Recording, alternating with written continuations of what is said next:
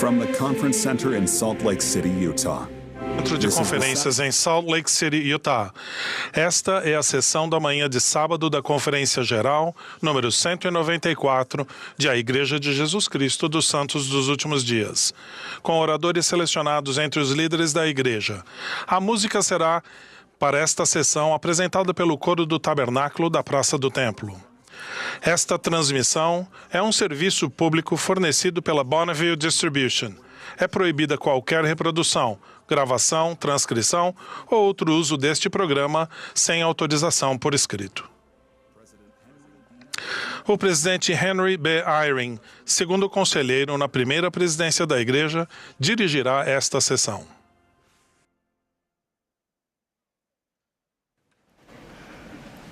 Brothers and sisters, we welcome you to the Saturday morning session of the 194th Semi-Annual General Conference of the Church of Jesus Christ of Latter-day Saints, and extend a warm welcome aos membros e amigos que participam in the da conference. conferência no mundo todo. President Russell M. Nelson, who is viewing the conference from home, Esta sessão de sua casa pediu-me que dirigisse esta sessão. we acknowledge the general authorities and the general officers who will be in attendance throughout the conference. The music for this session will be provided by the Tabernacle Choir at Temple Square. Praça do Templo, sob a regência de Mac Wilberg e Ryan Murphy, com Richard Elliott e Brian Matias ao órgão. Temos o prazer de ter pessoas de fora dos Estados Unidos participando do coro durante a conferência. Eles moram na Argentina, Bolívia, Chile, República Democrática do Congo, Equador, França, Alemanha, Paraguai, Peru, Espanha, Coreia do Sul e Suécia. Damos as boas-vindas a vocês e somos gratos por sua participação. O coro abriu esta sessão cantando Glória a Deus cantai e entoará agora Firmes segui.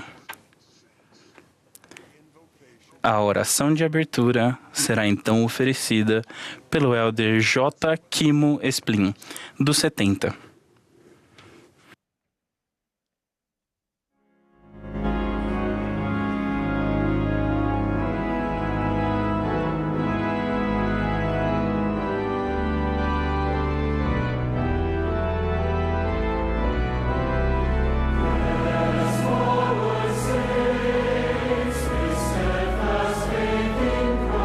With hopes bright, flame alight in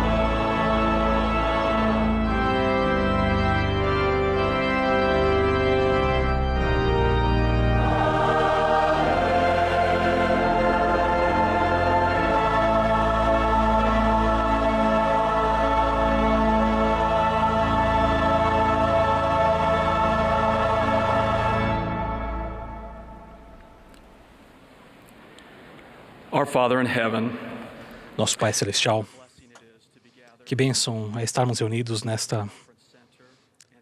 lindo centro de conferências, em vários locais em todo o mundo. Somos gratos pelo Evangelho restaurado de Jesus Cristo, edificado sobre fundamentos de apóstolos e profetas. Somos gratos por nosso profeta, o presidente Russell M. Nelson, por compartilhar conosco sua vida no seu 101º ano. Por favor, o abençoe. Seus conselheiros também e os membros do Quórum dos 12. Somos gratos pela misericórdia e o amor por convênio que o Senhor nos concede como indivíduos e como povo. Nós oramos agora pelo Espírito Santo para que, ao ouvirmos e lermos os discursos de conferência, que os recebamos com alegria, que sejamos sensíveis ao sussurro do Espírito, às impressões, para que nos edifiquemos e tenhamos o desejo de agir e fazer as coisas que temos que fazer, nos tornar o que temos que nos tornar. Oramos para aqueles que estão buscando com humildade uma certeza no seu coração, que possam recebê-la por meio do Espírito Santo. Somos gratos por fazermos parte deste trabalho dos últimos dias, de coligarmos Israel em ambos os lados do véu e nos 4 cantos da terra. Nós pedimos-te que nos abençoe para que sigamos em frente, prosseguindo com firmeza em Jesus Cristo. Em nome de Jesus Cristo. Amém.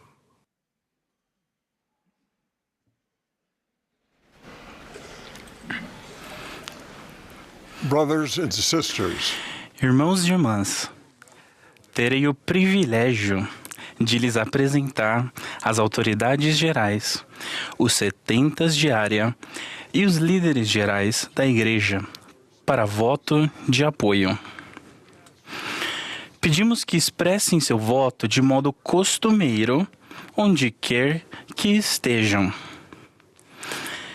Caso alguém se oponha a quaisquer dos nomes propostos, pedimos que entre em contato com seu presidente de estaca. É proposto que apoiemos Russell Marion Nelson como profeta, vidente, revelador e presidente de a Igreja de Jesus Cristo dos Santos dos Últimos Dias, Dallin Harris Oaks, como primeiro conselheiro na primeira presidência, e Henry Benyon Eyring como segundo conselheiro na primeira presidência. Os que forem a favor, manifestem-se. Os que se opuserem, se houver, manifestem-se. É proposto que apoiemos Dallin H. Oaks como presidente do Quórum dos 12 Apóstolos e Jeffrey R. Holland como presidente em exercício do Quórum dos 12 Apóstolos. Os que forem a favor, manifestem-se. Se alguém se opuser, manifeste-se. É proposto que apoiemos como membros do Quórum dos 12 Apóstolos Jeffrey R. Holland, Dieter F. Uchtdorf, David A. Bednar, Quentin L. Cook, D. Todd Christofferson, Neil L. Anderson, Ronald A. Rasband, Gary E. Stevenson, Dale G. Renland, Garrett W. Gong, Ulisses Soares e Patrick Kieran. Os que forem a favor, manifestem-se. Se alguém se opuser, manifeste-se. É proposto que apoiemos os conselheiros na primeira presidência e o Quórum dos 12 Apóstolos como profetas, videntes e reveladores. Os que forem a favor, manifestem-se. Se alguém se opuser, manifeste-se pelo mesmo sinal. Ressaltamos que 6 novos 70 de área foram apoiados durante as reuniões de liderança da Conferência Geral na quinta-feira, 3 de outubro, e anunciamos no site da Igreja posteriormente. Nós os convidamos a apoiar estes irmãos em suas novas designações. Os que forem a favor, manifestem-se. Quem se opuser, manifeste-se pelo mesmo sinal. É proposto que apoiemos as demais autoridades gerais, os 70 de área e os líderes gerais, como constituídos atualmente. Os que forem a favor, manifestem-se. Se alguém se opuser, manifeste-se. Obrigado, irmãos e irmãs, por suas orações e fé contínuas em favor da liderança da Igreja.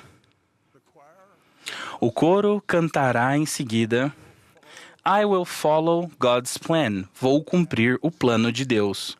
Após o hino intermediário, teremos o prazer de ouvir o elder Neil L. Anderson, do Coro dos 12 Apóstolos.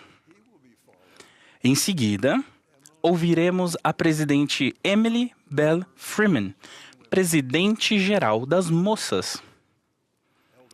O elder Carl D. Hurst, do 70, então falará a nós.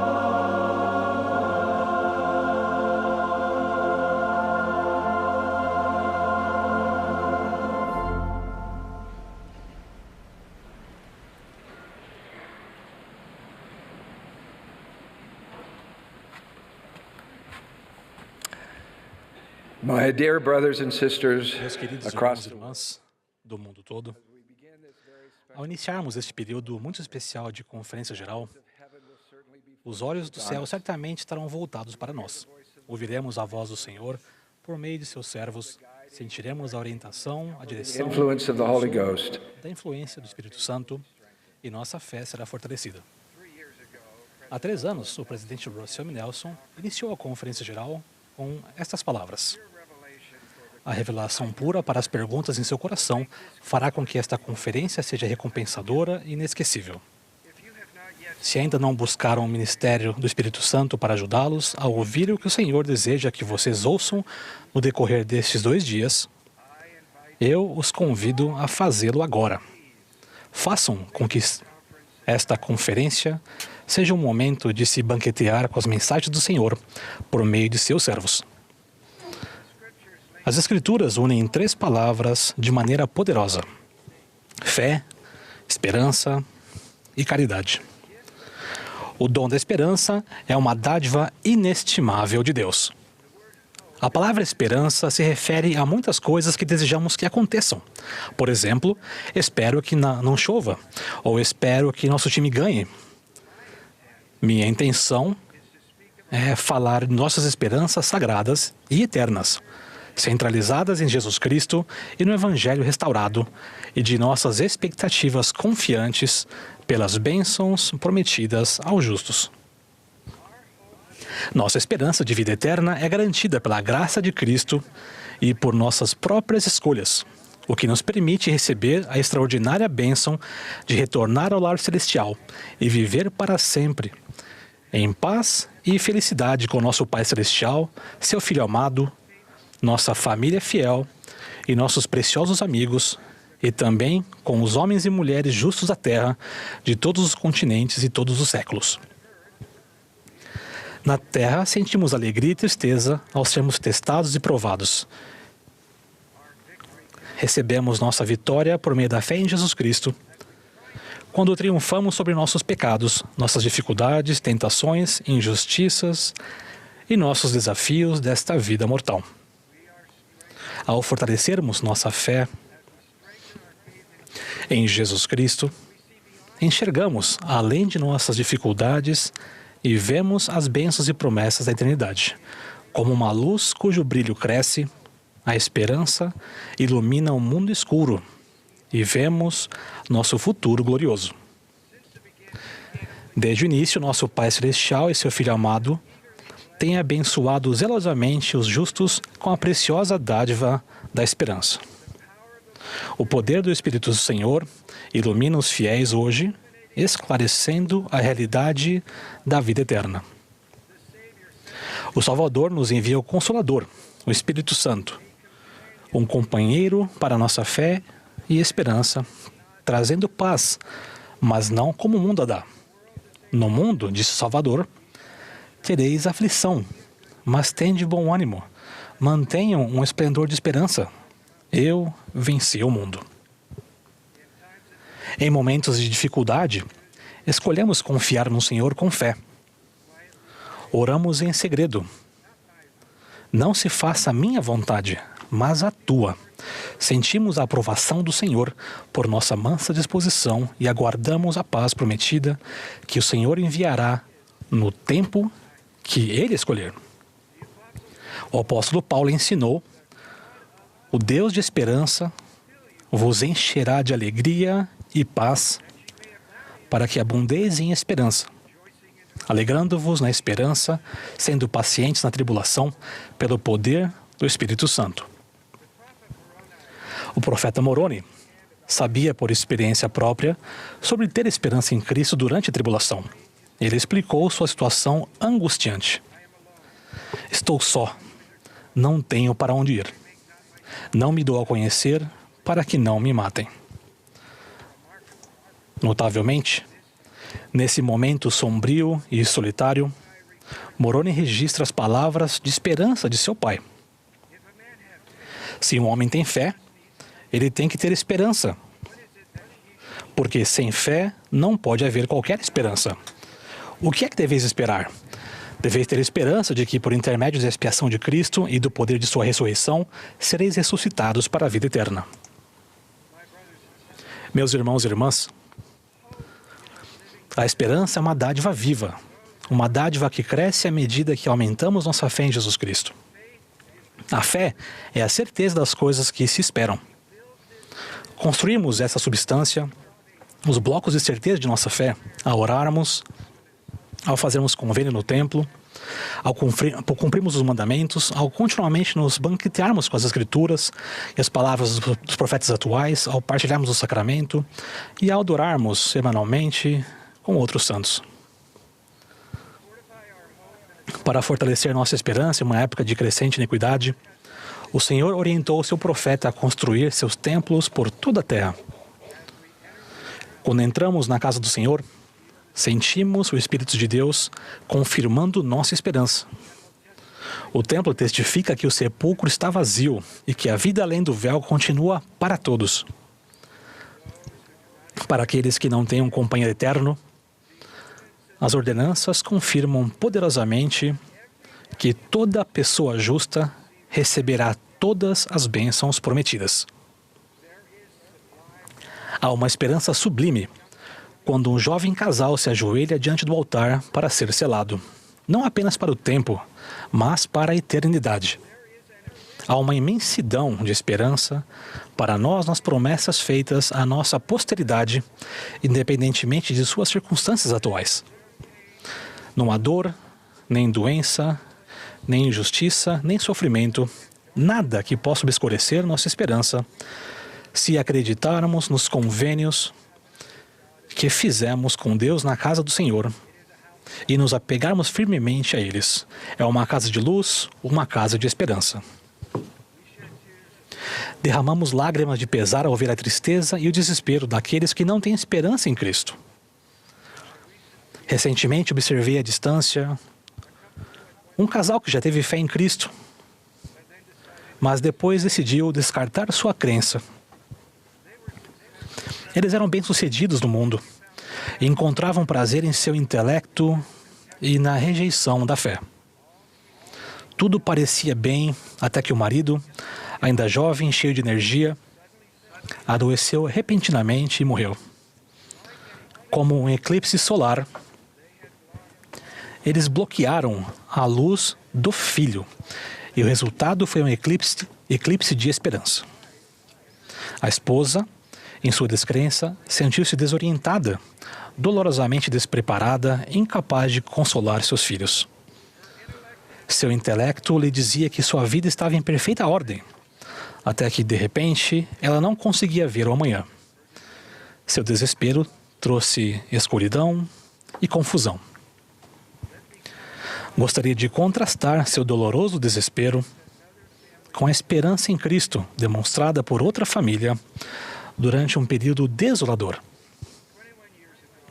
Há 21 anos, o filho recém-nascido de meu sobrinho, Ben Anderson, e de sua esposa Robbie, foi transportado em um avião da comunidade agrícola de Idaho para Salt Lake City.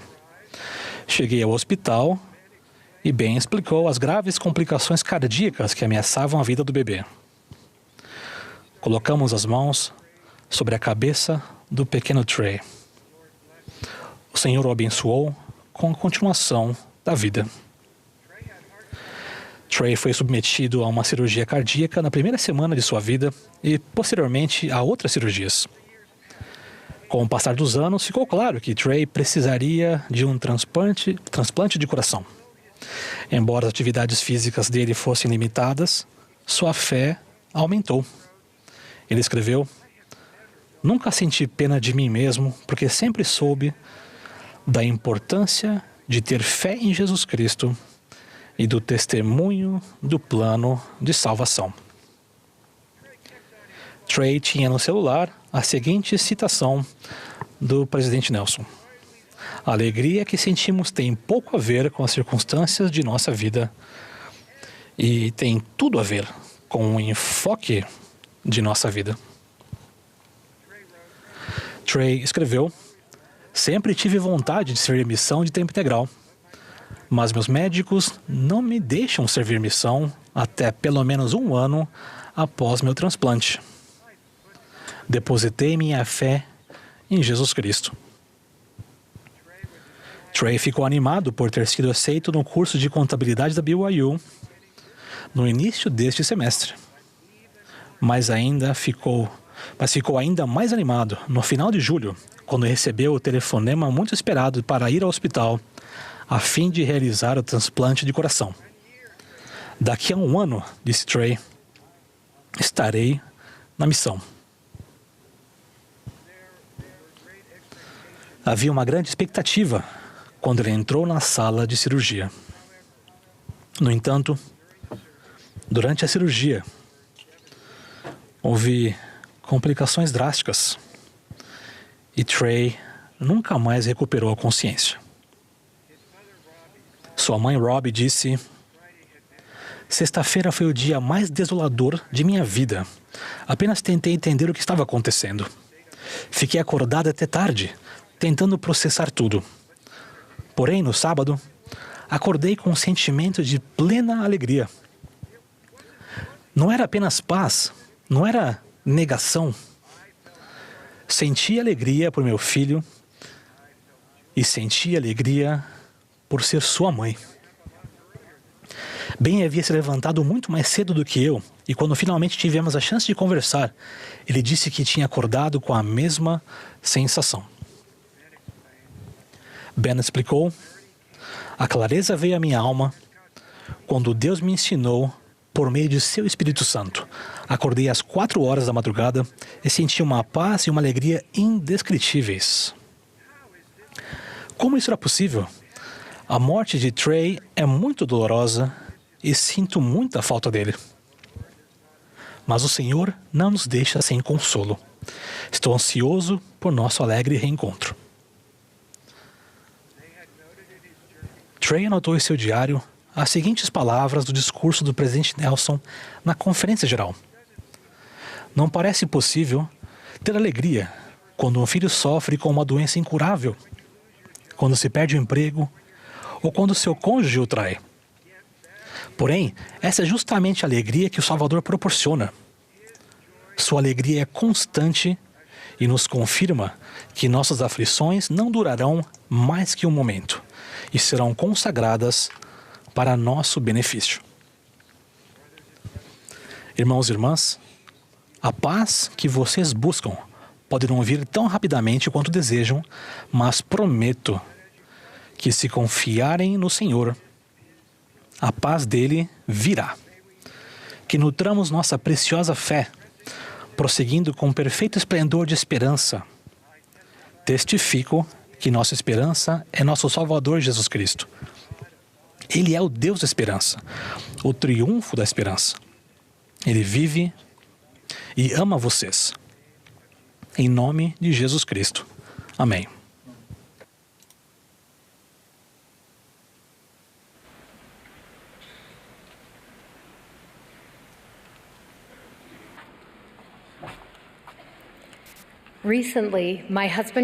Meu esposo Greg recebeu recentemente um diagnóstico que exigiria uma cirurgia intensiva e meses de quimioterapia. Assim como muitos de vocês que enfrentaram uma situação semelhante, começamos imediatamente a orar por ajuda divina e pelo poder de Deus. No domingo, após a cirurgia de Greg, o sacramento foi ministrado em nosso quarto no hospital. Nessa ocasião, fui a única a tomar o sacramento: um pedaço de pão e um copinho de água. Na igreja, minha mente geralmente se concentra no sistema de distribuição do sacramento, a preparação, a bênção, a distribuição.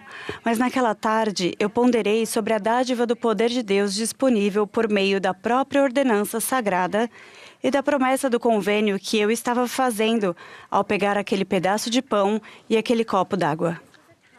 Aquele era um momento que eu precisava do poder do céu. Em meio a grande sofrimento, exaustão e incerteza, eu me perguntava sobre essa dádiva que me permitiria obter o Salvador, o poder que eu tanto precisava.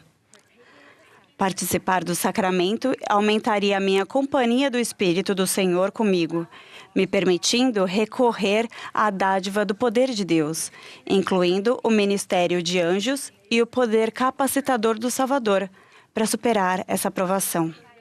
Eu nunca tinha percebido com tanta clareza que não é apenas quem realiza a ordenança que importa. O que a ordenança e nossa promessa do convênio possibilitam também merece o foco da nossa atenção.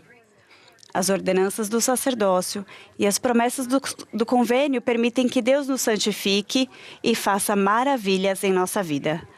Mas como isso acontece? Primeiro, para uma ordenança manifestar o poder de Deus em nossa vida, ela precisa ser feita com a autoridade do Filho de Deus. Como uma ordenança do sacerdócio se torna disponível, é importante. O Pai confiou a Jesus Cristo as chaves e a autoridade para supervisionar a maneira como as ordenanças do seu sacerdócio são entregues. Sob sua orientação e dentro da ordem de seu sacerdócio, os filhos de Deus foram ordenados para ocupar o lugar do Filho de Deus. Segundo, não fazemos apenas promessas no convênio, devemos cumpri-las. Em muitas ordenanças, fazemos convênios sagrados com Deus. Ele promete nos abençoar se cumprirmos esses convênios. Será que compreendemos que é a combinação das ordenanças do sacerdócio com o cumprimento das promessas do convênio que nos permite recorrer ao poder de Deus? Naquela tarde, ponderei se eu, uma filha do convênio de Deus, compreendia plenamente como acessar a dádiva do poder de Deus ao participar das ordenanças do sacerdócio e se verdadeiramente reconhecia como o poder de Deus agia em mim. Em 2019, um convite profético foi feito a todas as mulheres da igreja, nos ensinando como invocar o poder do Salvador em nossa vida. O presidente Nelson nos convidou a estudar Doutrina e Convênios 25, uma revelação dada a M. Smith em Harmony, na Pensilvânia. Aceitar esse convite mudou minha vida. Mês passado, tive a oportunidade inesperada de visitar Harmony. Embaixo das árvores de bordo, o sacerdócio foi restaurado a Joseph Smith Oliver Cowdery. Perto daquelas árvores fica a porta da frente da casa de Joseph e Emma. A casa tem uma janela em frente à lareira. Eu fiquei de pé perto da janela, me perguntando o que Emma teria pensado enquanto olhava para aquelas árvores. Em julho de 1830, Emma tinha 26 anos de idade. Ela era tão jovem.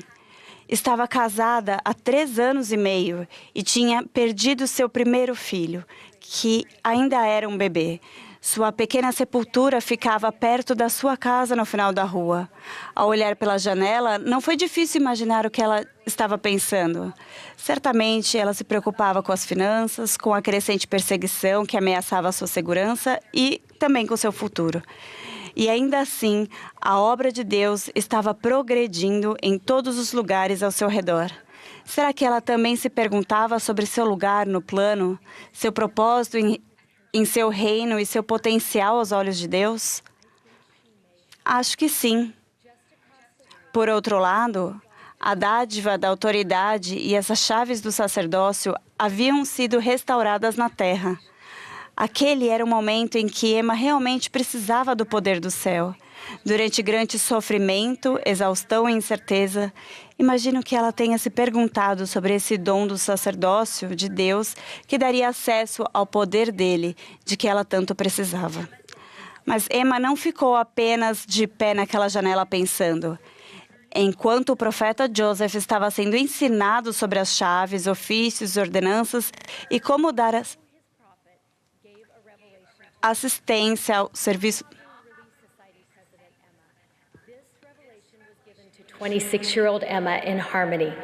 Through revelation, Emma would learn about the inward sanctification and covenant connection that would increase the ability of those priesthood ordinances to work in her life. First, the Lord reminded Emma of her place in his plan, including who she was and whose she was, a daughter in his kingdom. She was invited to walk the paths of virtue, a path that included ordinances that would unlock God's power if Emma held on to her covenants. Second, in her season of deep mourning, the Lord gave her purpose. Emma didn't just have a front row seat to the restoration. She was an essential participant in the work taking place. She would be set apart to expound scriptures and to exhort the church. Her time would be given to writing and to learning much. Emma was given a sacred role to help prepare the saints to worship. Their songs unto the Lord would be received as prayers and answered with a blessing upon their heads. Last, the Lord outlined a process of inward sanctification that would prepare Emma for exaltation. "Except thou do this," the Lord explained to her, "where I am, you cannot come. If we read section 25 carefully, we discover an important progression taking place. Emma would go from being a daughter in the kingdom to elect lady to queen. Aaronic and Melchizedek priesthood ordinances, combined with the keeping of her covenant promises, would increase her companionship with the Spirit and with angels, empowering her to navigate her life with divine guidance. Through his divine power, God would heal her heart, enlarge her capacity, and transform her into the version of herself he knew she could become. E por meio das ordenanças do sacerdócio de Melquisedeque, o poder da divindade seria manifestado em sua vida, e o Senhor abriria o véu para que ela pudesse receber entendimento vindo dele. É assim que o poder de Deus age dentro de nós. O presidente Nelson ensinou: tudo o que acontece em Harmony, a restauração do sacerdócio, assim como o conselho do Senhor a Emma, pode orientar e abençoar cada um de vocês. Invocar o poder de Deus em sua vida exige as mesmas coisas que o Senhor instruiu a Emma e a cada um de vocês. Havia coisas importantes acontecendo em ambos os lados daquela janela em Harmony, incluindo a revelação dada à mulher eleita a quem o Senhor havia chamado. Uma revelação que fortaleceria, encorajaria e instruiria Emma Smith, filha de Deus. Quando nossa neta Isabelle recebeu um nome e uma bênção, seu pai a abençoou com a compreensão do sacerdócio, que ela continuaria a crescer e a aprender sobre as bênçãos que ele proporcionaria em sua vida. E que sua fé no sacerdócio cresceria à medida que ela continuasse a aumentar sua compreensão. Não é comum uma garotinha ser abençoada para compreender o sacerdócio e aprender como aquelas ordenanças, promessas dos convênios a ajudarão a acessar o poder de Deus. Mas me lembrei de Emma e pensei comigo mesma, por que não? Essa pequena filha tem o potencial de se tornar uma mulher eleita em seu reino e, por fim, uma rainha. Por meio das ordenanças do sacerdócio de Deus e do cumprimento de suas promessas do convênio, ela poderá acessar o poder de Deus para ajudá-la a superar tudo o que a vida trouxer e se tornar a mulher que Deus sabe que pode se tornar. Isso é algo que eu gostaria que cada moça compreendesse. Viver à altura de seus privilégios. Aprendam como as ordenanças do sacerdócio e as promessas do convênio permitirão que o poder de Deus entre em sua vida com maior eficácia, atuando em vocês e por meio de vocês, capacitando e preparando para que vocês alcancem seu pleno propósito e potencial. Estudem e reflitam cuidadosamente sobre as ordenanças do sacerdócio, as promessas dos convênios que fazemos em cada uma e o poder de Deus que acessamos por meio dessas ordenanças. Lembrem-se de que não é apenas quem oficia na ordenança que importa. Aquilo que a ordenança e a nossa promessa do convênio dão acesso também merece nossa atenção. Partilhar do pão e da água é um lembrete semanal de seu poder agindo por nós para nos ajudar a superar as provações. Usar o garment do santo sacerdócio é um lembrete diário da dádiva de seu poder, agindo em nós para ajudar a nos transformar. Todos nós temos acesso à dádiva do poder de Deus, toda vez que tomamos o sacramento, sempre que passamos pelo umbral do templo. Esse é o ponto alto do dia do Senhor para mim, e é por isso que dou valor à minha recomendação para o templo. Em suas ordenanças manifesta-se o poder da divindade. Em nome de Jesus Cristo, amém.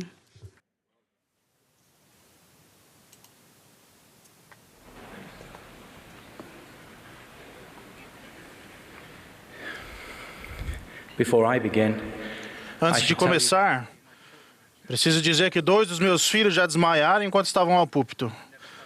E eu nunca me senti tão conectado a eles como neste momento. Temos 6 filhos, então tem muita coisa em mente sobre isso. Bom, temos 6 filhos que às vezes ficam se provocando, dizendo que são os filhos favoritos. Cada um tem motivos diferentes para ser o preferido. Nosso amor por cada um deles é puro, gratificante e completo. Não poderíamos amar um deles mais do que o outro. Com o nascimento de cada filho, tivemos a mais bela expansão de nosso amor. Entendo muito melhor o amor do Pai Celestial por mim, por causa do amor que sinto por meus filhos. Quando eles contam suas razões para ser o filho mais amado, qualquer um pensaria que nunca teve um quarto bagunçado em nossa casa. A percepção das imperfeições nos relacionamentos entre pais e filhos diminui com o foco no amor. Às vezes percebemos que estamos caminhando para um desentendimento familiar e eu digo, ok, vocês venceram, mas não vou revelar. Vocês sabem quem é meu favorito. Meu objetivo é que cada um dos 6 se sinta vitorioso e uma guerra seja evitada, pelo menos até a próxima vez. João descreve a si mesmo como aquele discípulo a quem Jesus amava, como se fosse algo único. Gosto de pensar que isso se deve ao fato de que João se sentia plenamente amado por Jesus. Tive a mesma sensação quando Nefe escreveu, gloriam-me em meu Jesus. É claro que Jesus não é mais salvador de Nefe do que é de João. Ainda assim, a natureza pessoal do relacionamento de Nefe com o seu Jesus o levou a fazer essa terna descrição. Não é maravilhoso que tenha momentos em que podemos nos sentir tão plena e pessoalmente notados e amados? Nefe pode chamá-lo de meu Jesus e nós também podemos. O amor do Salvador é a espécie de amor mais sublime, nobre e forte, e ele o provê até estarmos saciados. O amor divino nunca cessa e cada um de nós é um estimado favorito. Como círculos em um diagrama de Venn, o amor de Deus está onde todos nós nos sobrepomos. Sejam quais forem as partes de nós que parecem diferentes, encontramos comunhão em seu amor. É alguma surpresa que os mandamentos mais básicos sejam amar a Deus e amar a nosso próximo? Quando vejo pessoas demonstrando amor cristão, sinto que esse amor tem mais do que apenas amor delas. É um tipo de amor que tem algo divino.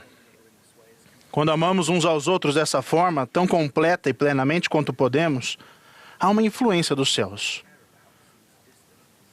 Se alguém com quem nos importamos parece distante desse sentimento de amor divino, podemos seguir este padrão, fazendo coisas que nos aproximam de Deus e depois fazendo algo que nos aproxime da pessoa, um convite implícito para nos achegar a Cristo.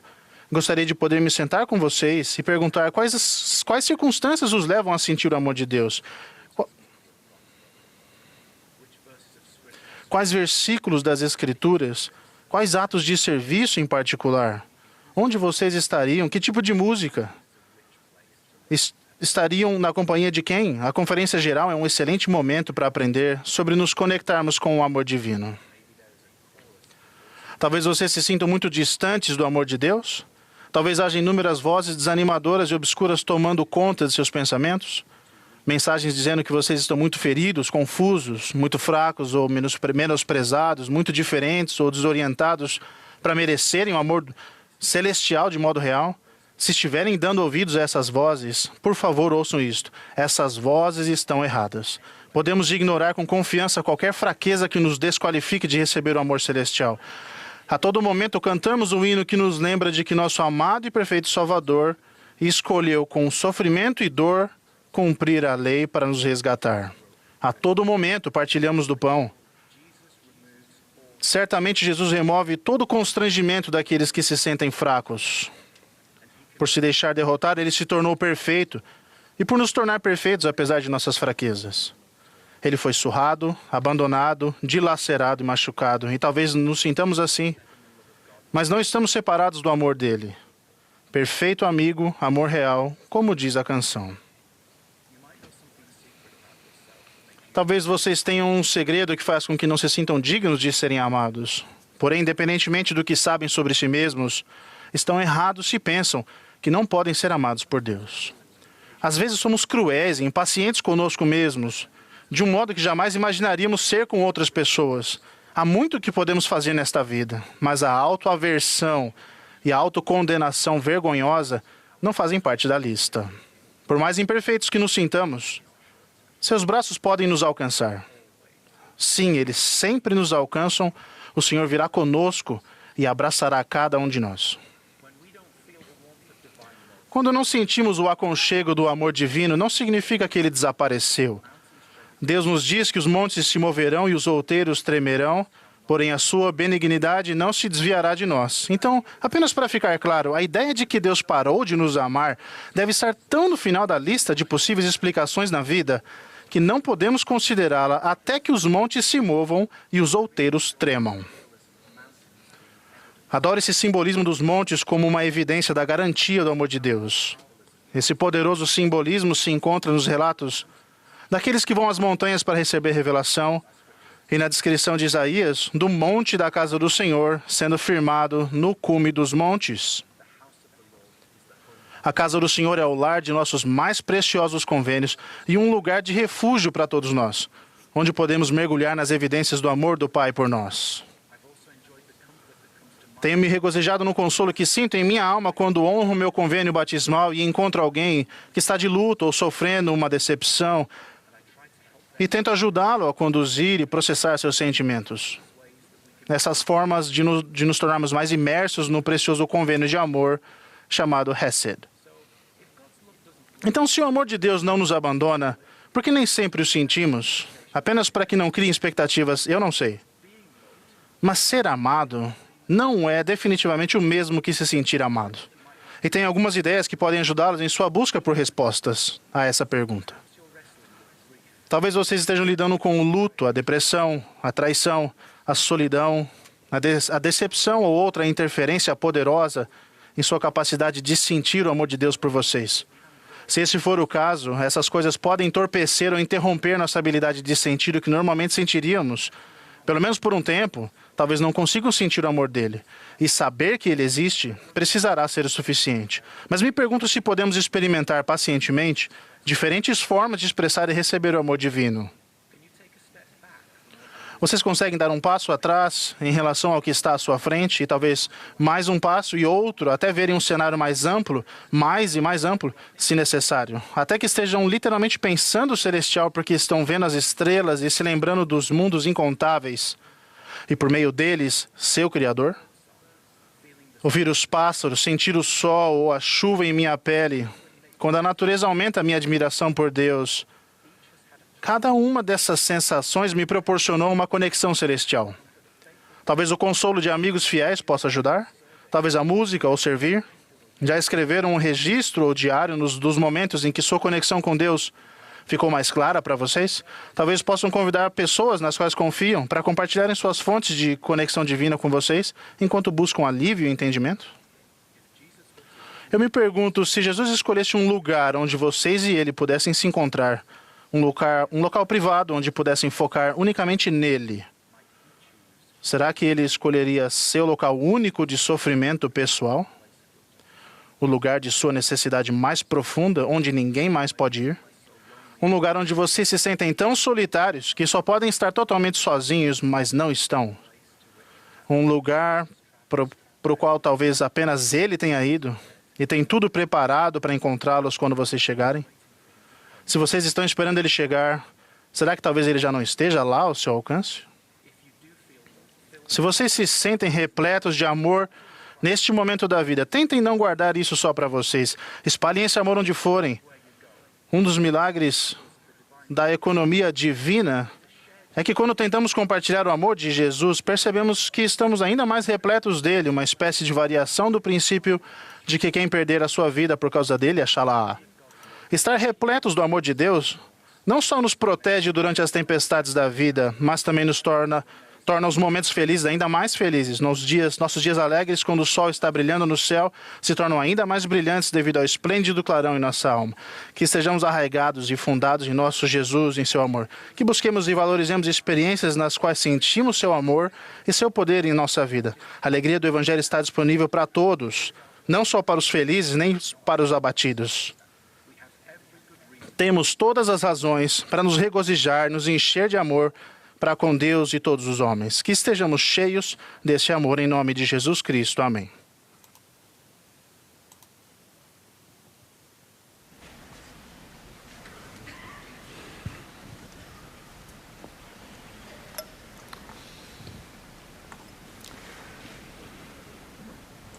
as directed, ao sinal do regente, o coro e a congregação cantarão juntos Que Firme Alicerce.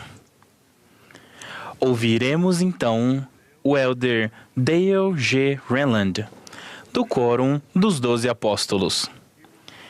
Em seguida, ouviremos os elders David P. Homer e Gregório E. Casillas, dos 70.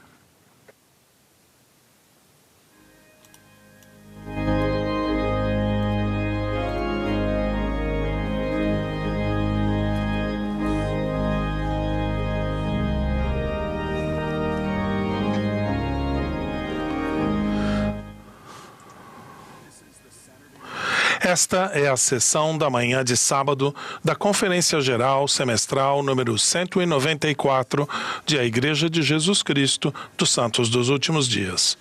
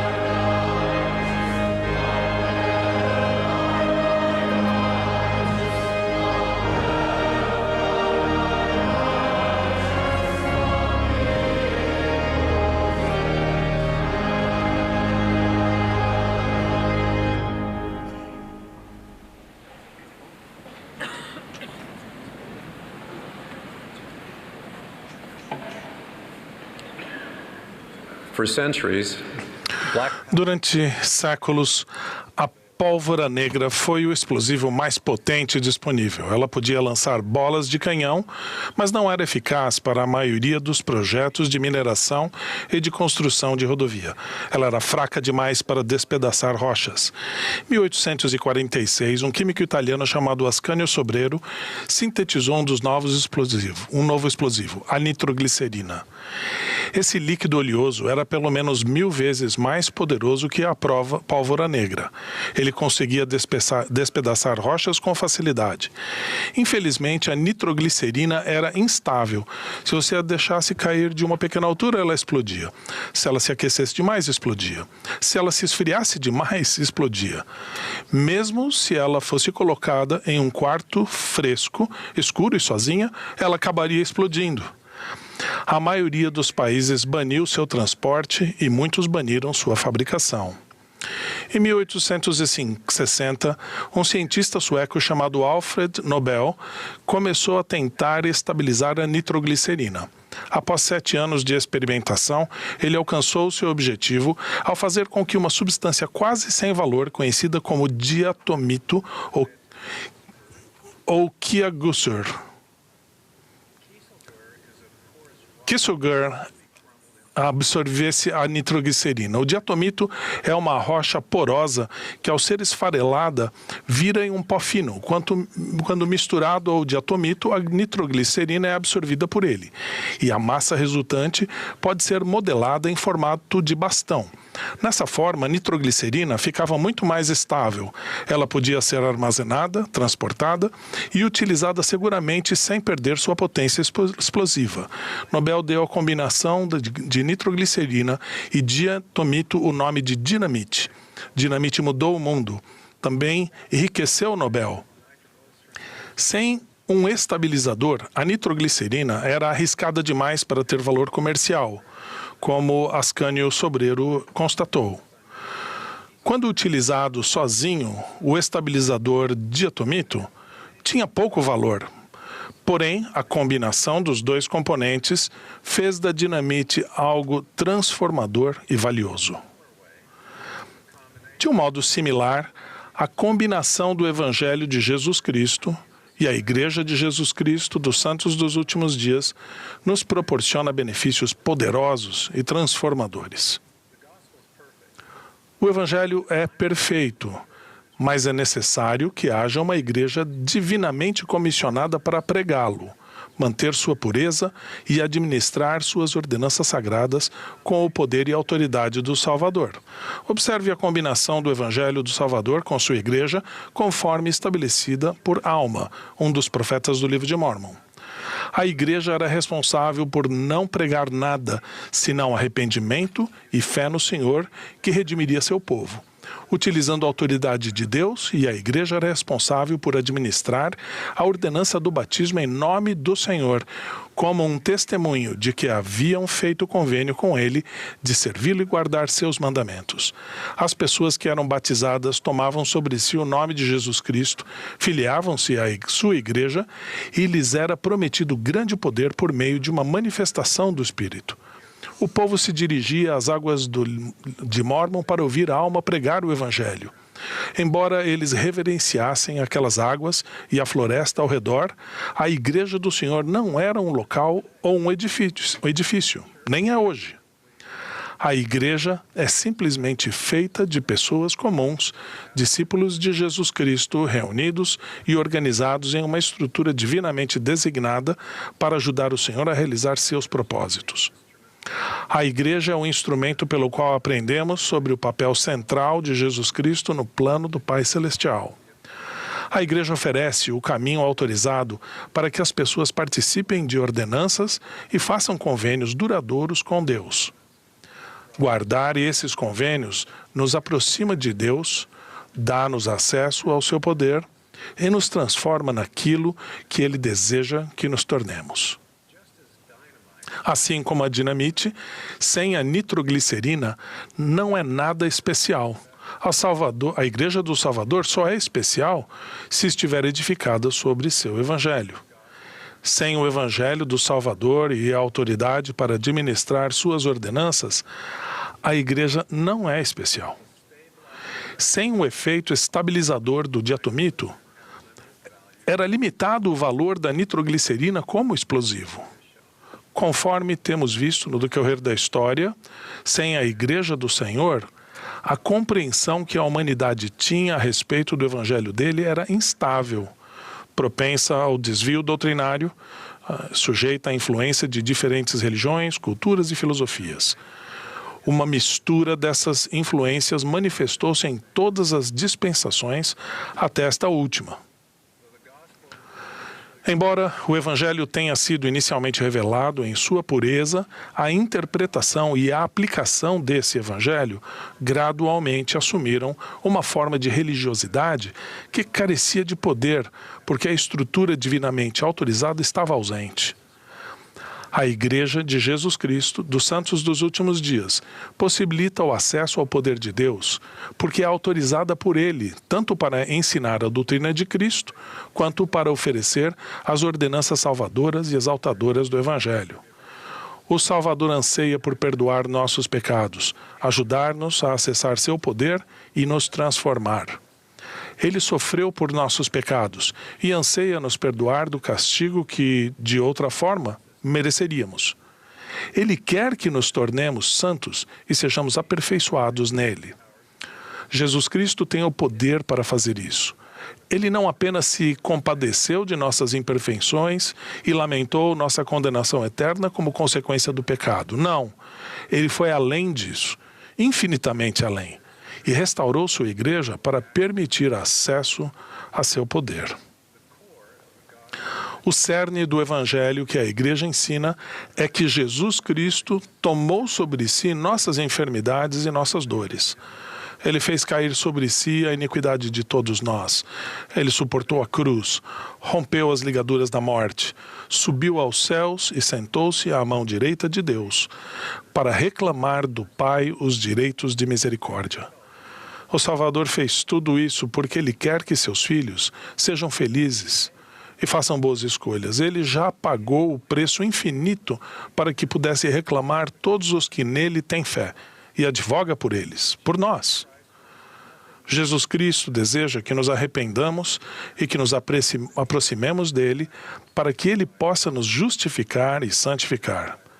Nesse desejo, ele é implacável e inabalável. Por meio de sua igreja, recebemos acesso ao poder de Deus por convênio e ao seu amor por convênio. A combinação do Evangelho de Jesus Cristo e de sua igreja transforma nossas vidas. Ela transformou meus avós maternos. Meu avô Oscar Anderson trabalhava em um estaleiro em Hogmarsö, uma ilha do arquipélago de Estocolmo. Sua esposa Albertina e seus filhos viviam no território principal da Suécia. A cada 2 semanas, no sábado, Oscar remava seu barco para a casa a fim de passar o fim de semana antes de retornar a Hogmarsö, no domingo à noite. Certo dia, enquanto estava em Hogmarsö, ele ouviu 2 missionários norte-americanos pregarem um evangelho restaurado de Jesus Cristo. Oscar sentiu que o que ouviu era pura verdade e foi tomado por uma alegria indescritível. Quando voltou para casa, Oscar contou, entusiasmado, a Albertina tudo sobre os missionários. Ele explicou que acreditava no que eles ensinaram, pediu que ela lesse os folhetos que eles lhe deram e disse que não achava que nenhum dos seus futuros filhos deveria ser batizado quando bebê. A Albertina ficou furiosa e jogou os folhetos no lixo. Poucas palavras foram trocadas entre eles antes que Oscar voltar para o trabalho no domingo à noite. Assim que ele partiu, Albertina recuperou os folhetos. Ela comparou cuidadosamente a doutrina contida neles aos ensinamentos de sua Bíblia desgastada. Ficou surpresa ao sentir que o que leu era verdade. Quando Oscar voltou para casa, foi calorosamente recebido, assim como a cópia do livro de Mórmon que trouxe consigo. Albertina leu avidamente, mais uma vez comparando a doutrina com a de sua Bíblia. Tal como Oscar, ela reconheceu a pura verdade e se encheu de uma alegria indescritível. Oscar, Albertina e seus filhos se mudaram para Hogmarsö para ficar perto dos poucos membros da igreja que havia lá. Uma semana após Oscar e Albertina serem batizados, em 1916, Oscar foi chamado para ser o líder do grupo de Hogmarsö. Tal como muitos conversos, Oscar e Albertina enfrentaram críticas por causa de sua nova fé. Os fazendeiros locais se recusavam a vender-lhes leite. Então Oscar atravessava o fiord a barco todos os dias para comprar leite de um fazendeiro mais tolerante. No entanto, durante os anos seguintes, o número de membros da igreja em Hogmarsö aumentou, em parte devido ao poderoso testemunho de Albertina e seu ardente zelo missionário. Quando o grupo se tornou um ramo, Oscar foi chamado como presidente do ramo. Os membros do ramo de Hogmarsö reverenciavam aquela ilha. Aquelas foram suas águas de Mórmon. Foi lá que chegaram ao conhecimento de seu Redentor. Ao longo dos anos, à medida que guardavam seu convênio batismal, Oscar e Albertina foram transformados pelo poder de Jesus Cristo. Eles ansiavam por fazer mais convênios e receber suas bênçãos do templo. Para obter essas bênçãos, eles emigraram permanentemente de sua casa na Suécia para Salt Lake City, em 1949. Oscar havia servido como líder dos membros em Hog Marso por 33 anos. A combinação de nitroglicerina e diatomito tornou a dinamite valiosa.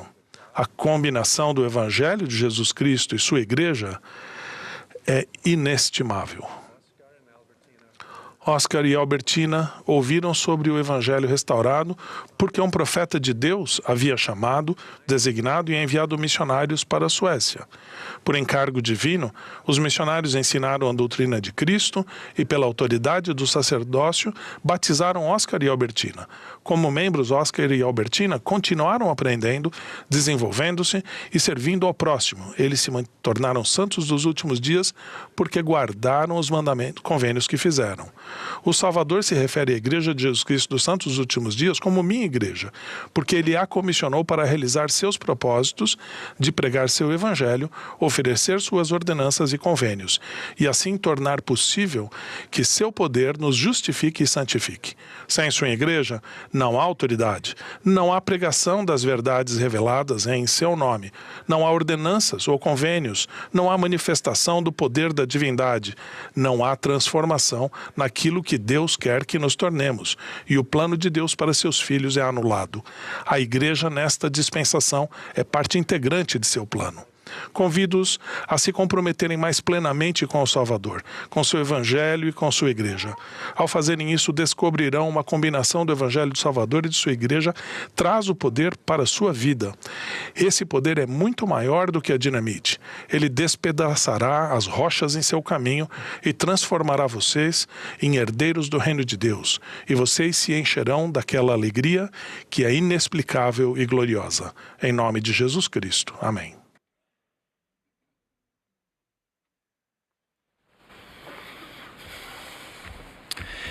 No dia 1º de junho de 1843, Edson Pratt saiu de Nauvoo, Illinois, para pregar o evangelho nas Ilhas Havaianas, deixando sua esposa Louisa Barnett Pratt para cuidar de sua jovem família.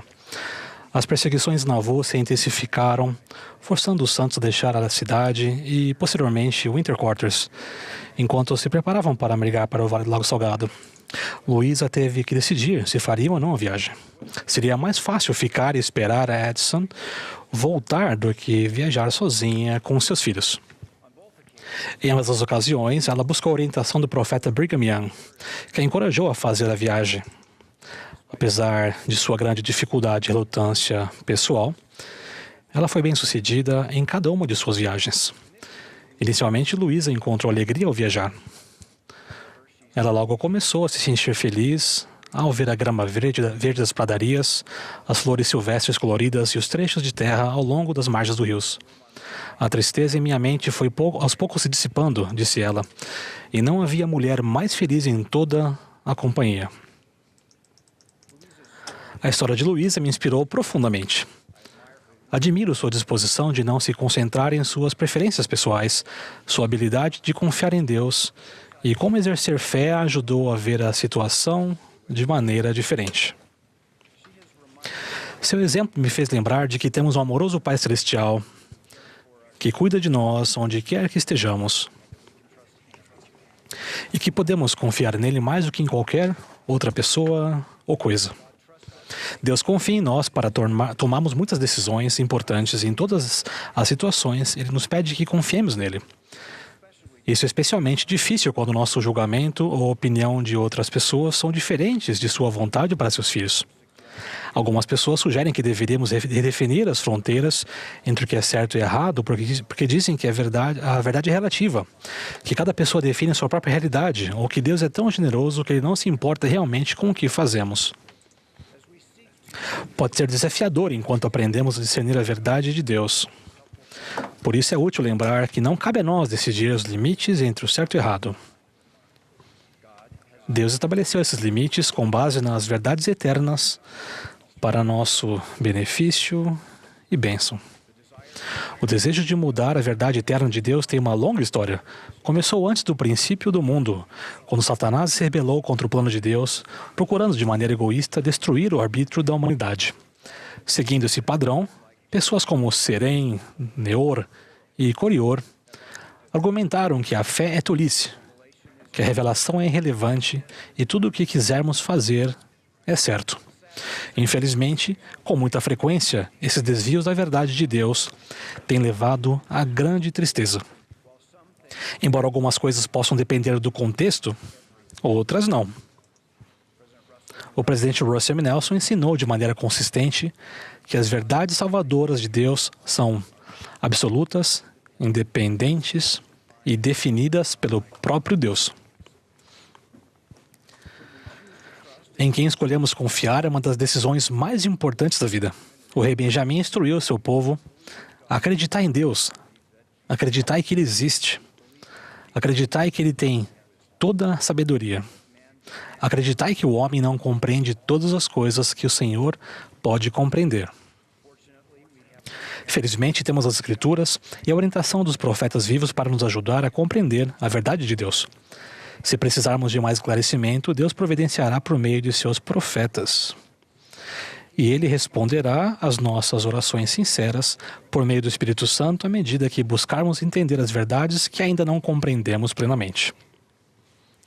O Elder Anderson certa vez ensinou que não devemos ficar surpresos se às vezes alguns de nossos pontos de vista pessoais inicialmente não estiverem em harmonia com os ensinamentos do profeta do Senhor. Esses são momentos de aprendizado e de humildade. Ele disse: quando nos colocamos de joelhos para orar, seguimos em frente com fé, confiando em Deus, sabendo que com o passar do tempo receberemos mais clareza espiritual de nosso Pai Celestial. Em todos os momentos, é útil nos lembrar dos ensinamentos de alma, de que Deus concede sua palavra de acordo com a atenção e diligência que dedicamos a ela. Se dermos ouvido às palavras de Deus, receberemos mais. Se ignorarmos seus conselhos, receberemos menos, até que não tenhamos nada. Essa perda de conhecimento não significa que a verdade estava errada. Pelo contrário, mostra que perdemos a capacidade de compreendê-la. Em Cafarnaum, Salvador ensinou sobre sua identidade e missão. Muitos acharam suas palavras difíceis de ouvir, fazendo com que virassem as costas e não andassem com ele. Por que eles foram embora? Porque não gostaram do que ele falou. Então, confiando em seu próprio julgamento, eles se afastaram, negando a si mesmos as bênçãos que teriam recebido se tivessem permanecido. É fácil deixar nosso orgulho ficar entre nós e a verdade eterna. Quando não compreendemos, podemos fazer uma pausa, deixar nossos sentimentos se acalmarem e então escolher como responder. O Senhor nos aconselhou a buscá-lo em cada pensamento, não duvidar, não temer. Quando nos concentramos no Salvador, nossa fé pode começar a superar nossas preocupações. Como o Elder Dieter F. Uchtdorf incentivou-nos a fazer, por favor, duvidem de suas dúvidas antes de duvidarem de sua fé. Jamais podemos permitir que a dúvida nos aprisione e nos impeça de receber o divino amor, a paz e as dádivas que vêm por meio da fé no Senhor Jesus Cristo. Enquanto os discípulos se afastavam do Salvador naquele dia, ele perguntou aos 12, quereis vós também retirar-vos? Pedro respondeu, Senhor, para quem iremos nós? Tu tens as palavras da vida eterna, e nós cremos e sabemos que Tu és o Cristo, o Filho do Deus vivo. Os apóstolos viviam no mesmo mundo e enfrentavam as mesmas pressões sociais dos discípulos que se afastaram. No entanto, nesse momento, eles escolheram sua fé e confiaram em Deus, preservando assim as bênçãos que Ele concede àqueles que permanecem. Talvez vocês, assim como eu, às vezes se encontrem em ambos os lados dessa decisão. Quando achamos difícil de entender ou aceitar a vontade de Deus, é reconfortante lembrar que Ele nos ama como somos, onde quer que estejamos em nossa jornada. Ele tem algo melhor para nós. Se o procurarmos, Ele vai nos ajudar. Embora isso possa ser difícil, assim como o pai que buscava a cura para seu filho foi informado pelo Salvador que tudo é possível ao que crê, em nosso momento de dificuldade também podemos clamar: ajuda a nossa incredulidade. O Brother Neil A. Maxwell certa vez ensinou que a entrega de nossa vontade a Deus é realmente a única coisa pessoal e ímpar que temos para depositar no altar de Deus. Não é de se admirar que o rei Benjamim estivesse tão ansioso para que seu povo se tornasse como uma criança, submisso, manso, humilde, paciente, cheio de amor, disposto a submeter-se a tudo quanto o Senhor achar que lhe deve infligir, assim como uma criança se submete a seu pai. Como sempre, o Salvador nos deu o exemplo perfeito. Com o coração entristecido e tendo conhecimento da obra dolorosa que precisava fazer, ele se submeteu à vontade de seu Pai, cumprindo sua missão messiânica e iniciou a promessa de eternidade para vocês e para mim. A escolha de submeter a nossa vontade de Deus é um ato de fé que está no centro de nosso discipulado. Ao fazermos essa escolha, descobrimos que não diminuímos nosso arbítrio, ao contrário. Ele é ampliado e recompensado pela presença do Espírito Santo, que traz propósito, alegria, paz, esperança, que não podemos encontrar em nenhum outro lugar. Há vários meses, um presente destaque e eu visitamos uma irmã e seu filho jovem adulto. Depois de muitos anos afastada da igreja, vagando por caminhos que levavam a desafios e dificuldades, ela retornou. Durante nossa visita, perguntamos por que ela voltou a frequentar a igreja. Fiz muitas escolhas ruins, disse ela, e sabia onde precisava estar. Então perguntei o que ela aprendeu em sua jornada. Com emoção, ela compartilhou que havia aprendido que precisava frequentar a igreja por um tempo suficiente para desfazer o hábito de não ir e que precisava permanecer até que fosse o lugar onde ela desejava estar. Seu retorno não foi fácil, mas à medida que exercia a fé no plano do Pai, ela voltou a sentir o Espírito. Então ela disse: aprendi por mim mesma que Deus é bom e que seus caminhos são melhores que os meus. Presto testemunho de Deus, nosso Pai eterno, que nos ama, de seu Filho, Jesus Cristo, que nos salvou. Eles conhecem nossas dores e nossos desafios. Eles nunca nos abandonarão e sabem perfeitamente como nos socorrer. Podemos ter bom ânimo ao confiarmos neles mais do que em qualquer outra pessoa ou coisa. No sagrado nome de Jesus Cristo. Amém.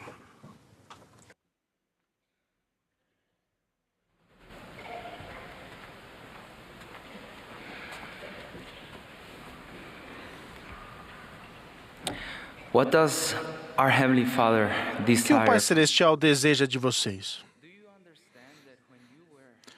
Vocês compreendem que sua existência pré-mortal, na sua existência pré-mortal, o Pai Celestial estava preparando vocês para a sua vida na Terra?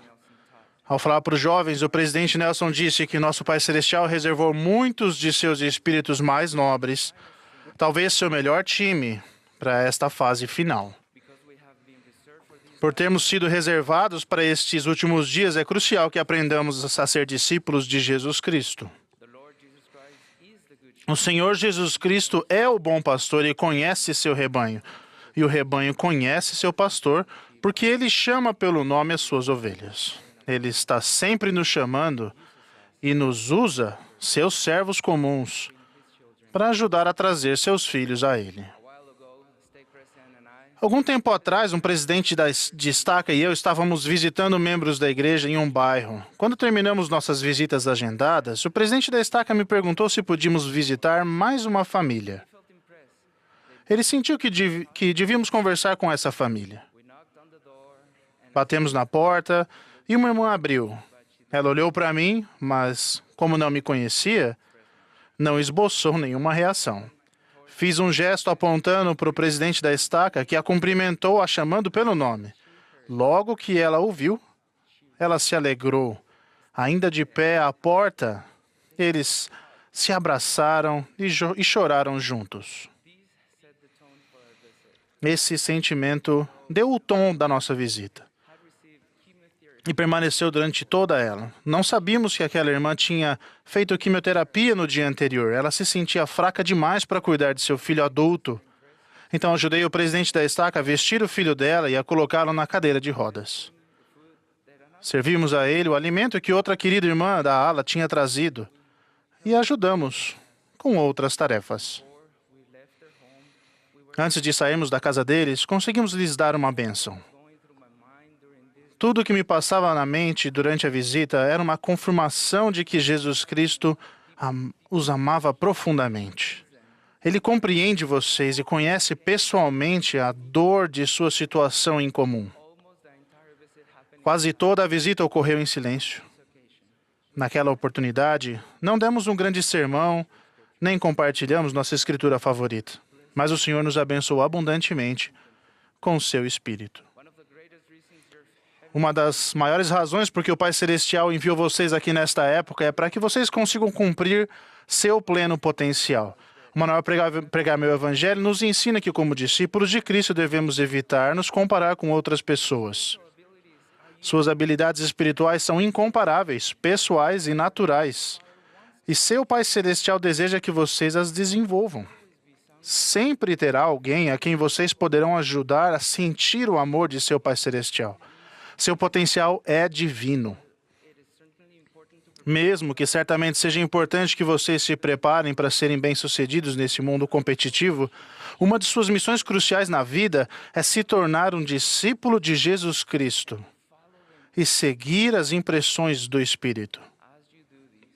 Ao fazerem isso, Deus abençoará sua vida, abençoará sua família atual e futura e abençoará a vida dos filhos dele que você encontrar.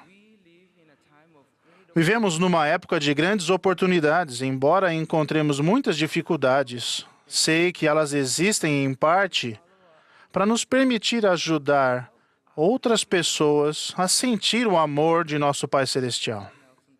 O presidente Nelson ensinou: nos dias que estão por vir, veremos as mais grandiosas manifestações do poder do Salvador que o mundo já viu.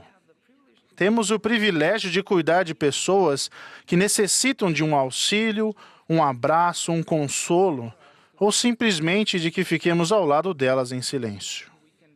Se pudermos aliviar seus fardos, mesmo que seja por um momento, então poderemos ver as grandes manifestações do poder do Salvador na vida delas. Como discípulos de Jesus Cristo, os santos dos últimos dias podem fazer uma diferença positiva no mundo. Podemos oferecer um sentimento de alegria que se reflete em nosso semblante. Uma alegria que compartilhamos com palavras de amor e atos de bondade. Sejamos bons vizinhos, bons patrões e bons empregados. Que nos esforcemos para ser bons cristãos o tempo todo. O Senhor restaurou seu Evangelho com as ordenanças necessárias para que os filhos do Pai Celestial possam ter todas as promessas que nos unem a Ele.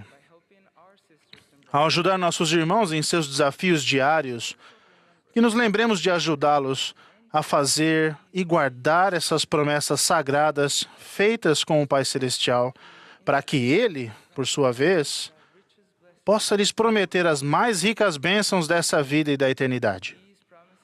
Essas promessas são possíveis apenas por meio da restauração do Evangelho de Cristo e suas chaves do sacerdócio. Em outras palavras, podemos ajudar outras pessoas a permanecer no caminho do convênio. Alguns de nós se desviam do caminho de vez em quando. Por isso, devemos nos lembrar que para nosso Pai Celestial, sempre temos a possibilidade de retornar. Mesmo que nosso caminho não seja o mais perfeito, o Salvador nos lembra constantemente que sempre que nos arrependemos e pedimos perdão com verdadeiro intento, somos perdoados. Uma das artimanhas do adversário hoje é nos fazer pensar e crer que não podemos mudar ou que não devemos ter mais esperança. Esse pensamento destrutivo leva muitos de nós a parar de nos esforçar. E é nesse momento que nosso amor, nossas palavras de incentivo e apoio, nosso tempo e nossa ajuda podem dar a alguém a esperança de tentar mais uma vez. Talvez vocês estejam pensando, tudo bem, mas quem ministra a mim? Ao abençoarmos a vida de nossos irmãos, Vamos colecionar testemunhos que vão preencher nossa vida com fé no Senhor Jesus Cristo. Esses testemunhos vão nos revitalizar para que tentemos mais uma vez. O Espírito Santo vai nos reviver e nos ajudar com renovado testemunho para prosseguirmos com nossas próprias dificuldades e provações pessoais.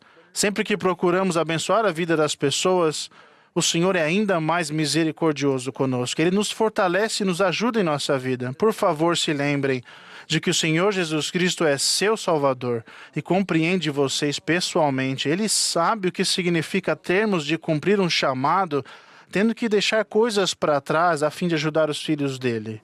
Ele tem o poder para abençoá-los em tudo, se acreditarem nele e não duvidarem. Meus queridos irmãos e irmãs, naquele dia em que um líder do sacerdócio se sentiu inspirado para que visitássemos uma mãe e seu filho que não estavam na nossa lista, proclamo que Deus sabia que eles precisavam de nós. No final, quem foi ministrado fui eu. Naquele dia, recebi uma das maiores lições do amor do Salvador por nós. Testifico que Jesus Cristo é o Salvador do mundo, que Ele vive, que viveu e morreu por vocês e por mim, e que ressuscitou por vocês e por mim, para que possamos aspirar pelo reencontro celestial pleno de alegria com aqueles que já estão do outro lado do véu. Eu sei que Ele compreende perfeitamente a vocês e a mim. Ele compreende cada um de nossos momentos difíceis e tem o poder de nos ajudar naqueles momentos em que nos sentimos mais vulneráveis. Sei que o Senhor Jesus Cristo e nosso Pai Celestial apareceram a Joseph Smith para restaurar o Evangelho nestes dias. Sei que o nosso querido profeta Russell M. Nelson é um profeta do Senhor e disso testifico em nome de Jesus Cristo. Amém.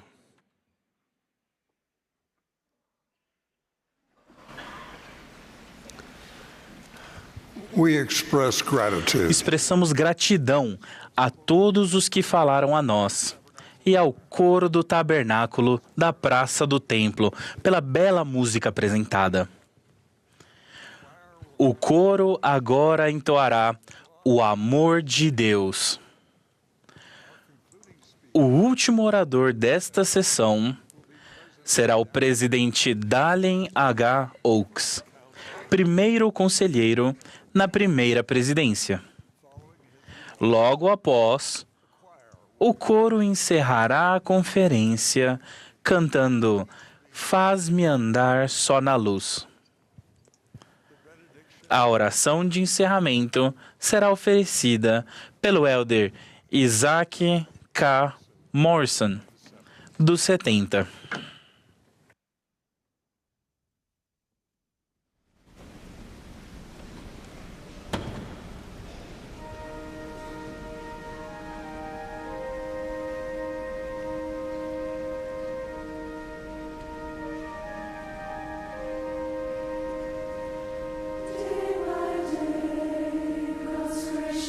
Surrounds me as a bond to soothe.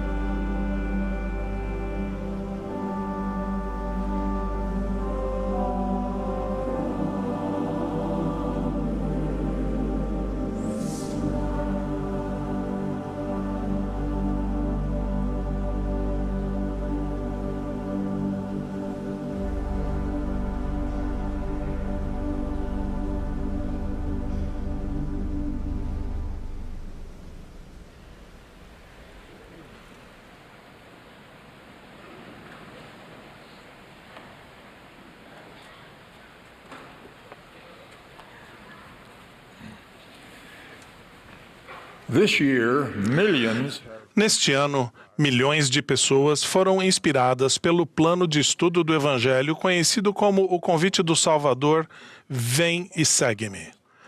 Seguir a Cristo não é uma prática descuidada ou ocasional. É um compromisso contínuo e um modo de vida que se aplica a todos os momentos e em todos os lugares. Seu exemplo e seus ensinamentos definem o caminho de cada discípulo de Jesus Cristo. E todos são convidados a trilhar esse caminho, pois ele convida todas as pessoas a se achegarem a ele, negro e branco, escravo e livre, homem e mulher, e todos são iguais perante Deus. O primeiro passo ao seguir a Cristo é obedecer ao que ele define como o grande mandamento na lei. Amarás ao Senhor teu Deus de todo o teu coração e de toda a tua alma e de todo o teu pensamento. Este é o primeiro e grande mandamento. E o segundo, semelhante a este, é: amarás o teu próximo como a ti mesmo. Destes dois mandamentos dependem toda a lei e os profetas. Os mandamentos de Deus fornecem a força orientadora e contínua em nossa vida. Nossas experiências na mortalidade são como um menino e seu pai empinando uma pipa em um dia com muito vento. À medida que a pipa subia, os ventos faziam com que ela puxasse a linha que a conectava à mão do menino. Por causa da inexperiência do menino com a força dos ventos mortais, ele sugeriu que cortasse a linha para que a pipa voasse mais alto. Seu sábio pai o aconselhou a não fazer isso, explicando que é a linha que mantém a pipa firme, apesar dos ventos mortais. Se a soltarmos, ela não subirá mais alto. Ela será levada por esses ventos e cairá inevitavelmente na terra. Essa linha essencial representa os convênios que nos unem a Deus, nosso Pai Celestial, e a seu Filho, Jesus Cristo. Conforme honramos esses convênios ao guardarmos seus mandamentos e seguirmos o plano de redenção, suas bênçãos prometidas nos capacitam a nos elevar a alturas celestiais. O livro de Mórmon declara com frequência que Cristo é a luz do mundo. Durante sua aparição aos nefitas, o Senhor ressuscitado explicou esse ensinamento ao dizer a eles: eu dei-vos o exemplo. Eis que eu sou a luz que levantareis, aquilo que me vistes fazer. Ele é nosso maior exemplo. Aprendemos o que ele disse e fez ao estudarmos as Escrituras e seguirmos os ensinamentos proféticos, como o presidente Russell M. Nelson nos tem exortado a fazer. Na ordenança do sacramento, no dia Senhor, fazemos convênio de recordá-lo sempre e guardar os mandamentos que ele nos deu. No livro de Mórmon, o Senhor nos deu os fundamentos no que ele chamou de a doutrina de Cristo. São eles: fé no Senhor Jesus Cristo, arrependimento, batismo, receber o dom do Espírito Santo, perseverar até o fim e nos tornar como uma criancinha, que significa confiar no Senhor e se submeter a tudo o que Ele requer de nós. Há dois tipos de mandamentos do Senhor: os permanentes, como a doutrina de Cristo, e os temporários. Os mandamentos temporários são aqueles essenciais para as necessidades da Igreja do Senhor ou dos fiéis em circunstâncias provisórias, mas que devem ser deixados de lado quando a necessidade tiver passado. Um exemplo de mandamento temporário foram as orientações do Senhor à liderança inicial da Igreja para levar os santos de Nova York para Ohio, depois para o Missouri, para Illinois, e finalmente para conduzir o êxodo dos pioneiros para a região montanhosa do Oeste. Embora sejam apenas temporários, enquanto ainda estavam em vigor, esses mandamentos foram dados para serem obedecidos. Alguns mandamentos permanentes levaram um tempo considerável para serem cumpridos de modo abrangente. Por exemplo, o famoso sermão do presidente Lorenzo Snow sobre a lei do dízimo enfatizou um mandamento dado anteriormente, mas que ainda não era amplamente observado pelos membros da igreja. Era necessária uma nova ênfase nas circunstâncias que a igreja e seus membros na época enfrentaram. Exemplos recentes de uma nova ênfase também têm sido necessários devido às circunstâncias atuais enfrentadas pelos santos dos últimos dias ou pela igreja. Alguns deles são a proclamação sobre a família, emitida pelo presidente Gordon B. Hinckley a uma geração, e o recente apelo do presidente Russell M. Nelson para que a igreja seja conhecida por seu nome revelado, a Igreja de Jesus Cristo dos Santos dos Últimos Dias. Outro ensinamento do nosso Salvador parece exigir uma nova ênfase nas circunstâncias de nossos dias. Esta é uma época de muitas palavras duras e ofensivas em interações públicas e, às vezes, até mesmo em nossa família. Diferenças evidentes sobre questões de políticas públicas muitas vezes resultam em ações de hostilidade, até mesmo ódio, nos relacionamentos pessoais e no relacionamento com outras pessoas. Essa atitude de inimizade às vezes paralisa a capacidade de legislar em questões importantes, nas quais a maioria dos cidadãos vê a necessidade urgente de alguma ação em benefício do interesse público. O que os seguidores de Cristo devem ensinar e fazer nessa época de comunicação tóxica? Quais foram seus ensinamentos e exemplos? É significativo que um dos primeiros princípios que Jesus ensinou quando apareceu aos nefitas foi o de evitar contenda. Embora tenha ensinado isso no contexto das disputas sobre doutrina religiosa, os motivos que ele deu claramente se aplicam na forma de se comunicar e relacionar na política, nas políticas públicas e nas relações familiares. Jesus ensinou: aquele que tem o espírito de discórdia não é meu, mas é do diabo, que é o pai da discórdia, e leva cólera ao coração dos homens, para contenderem uns com os outros. Eis que esta não é a minha doutrina, levar a cólera ao coração dos homens, uns contra os outros. Esta, porém, é minha doutrina, que estas coisas devem cessar. Em seu ministério entre os nefitas, Jesus ensinou outros mandamentos intimamente relacionados à sua proibição da contenda. A Bíblia nos ensina que ele já havia ensinado cada um desses mandamentos em seu sublime sermão da montanha, na maioria das vezes com a mesma linguagem precisa que mais tarde usou com os nefitas.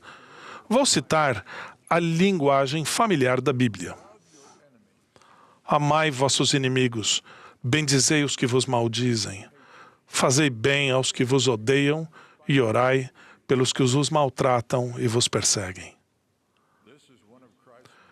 Esse é um dos mandamentos mais conhecidos de Cristo, o mais revolucionário e o mais difícil de ser obedecido. No entanto, a parte fundamental de seu convite de segui-lo.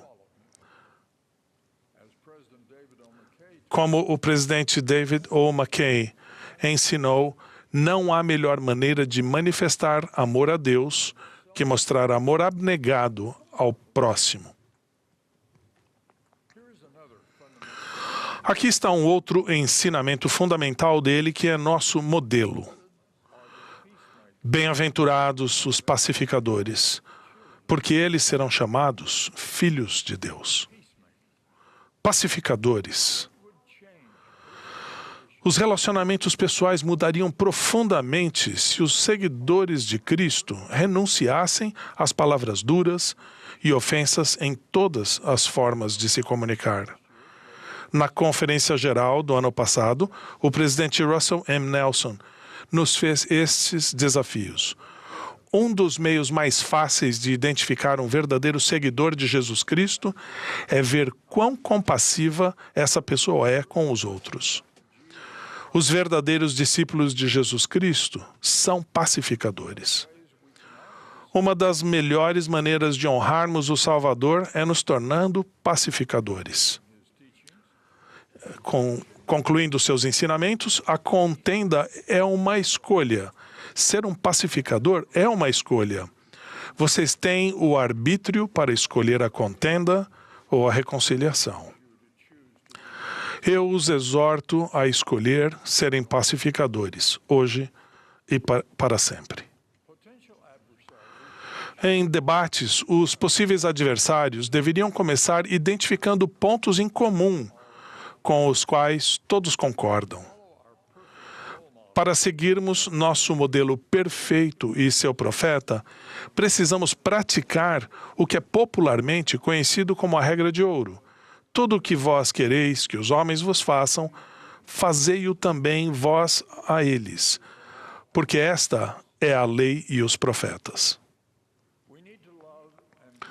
Devemos amar e fazer o bem a todos. Precisamos evitar a contenda e ser pacificadores em todas as formas de nos comunicarmos. Isso não significa comprometer nossos princípios e prioridades, mas cessar os duros ataques aos outros por seus princípios. É isso que o nosso modelo perfeito fez em seu ministério. Esse é o exemplo que ele nos deu ao nos convidar a segui-lo. Há 4 anos, na Conferência Geral, o presidente Nelson nos deu um desafio profético para nossos dias. Vocês estão dispostos a permitir que Deus prevaleça em sua vida? Vocês estão dispostos a permitir que Deus seja a maior influência em sua vida? Vão permitir que suas palavras, seus mandamentos e seus convênios influenciem o que vocês fazem todos os dias? Vão permitir que sua voz tenha prioridade acima de todas as outras? Como seguidores de Cristo, ensinamos e testificamos de Jesus Cristo, nosso modelo perfeito. Portanto, vamos segui-lo, abandonando a contenda. Ao defendermos as políticas de nossa preferência em ações públicas, que nos qualifiquemos para suas bênçãos, utilizando a linguagem e os métodos dos pacificadores. Em nossa família e outros relacionamentos pessoais, evitemos o que é agressivo, o que leva ao ódio. Que busquemos ser puros como nosso Salvador, cujo nome testifico, e de quem invoco as bênçãos para nos ajudar a ser santos, em nome de Jesus Cristo. Amém.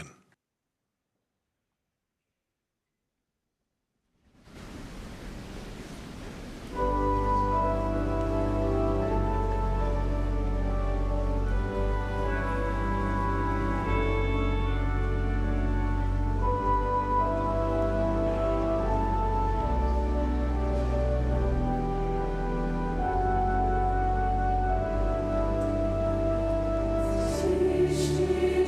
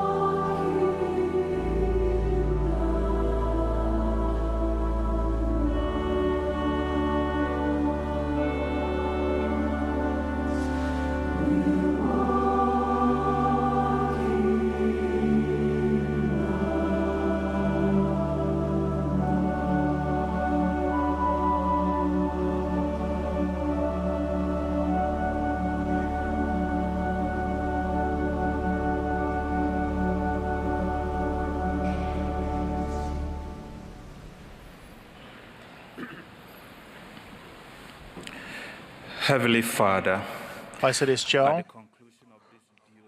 ao concluirmos esta maravilhosa sessão da conferência, nosso coração está repleto de gratidão.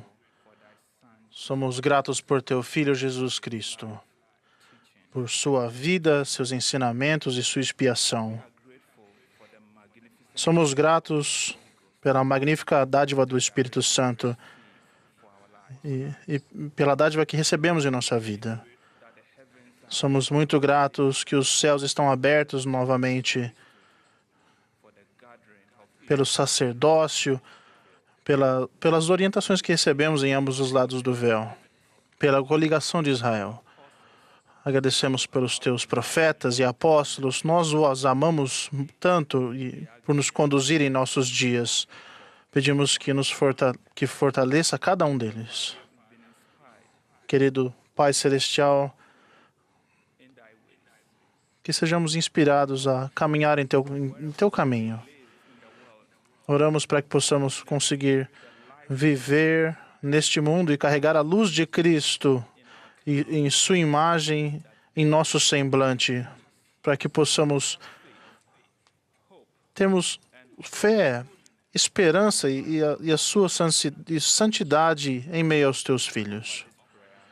Oferecemos esta oração no nome sagrado de nosso Senhor e Salvador, Jesus Cristo.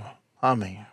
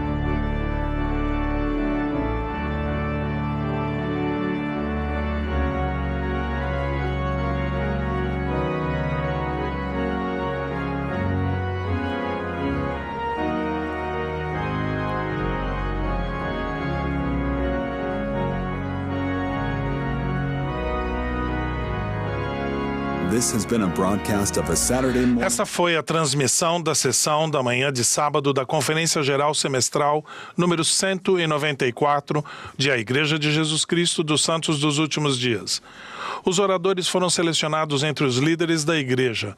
A música foi apresentada pelo coro do Tabernáculo da Praça do Templo. Essa transmissão foi fornecida como um serviço público pela Bonneville Distribution. É proibida qualquer reprodução, gravação, transcrição ou outro uso deste programa sem autorização por escrito.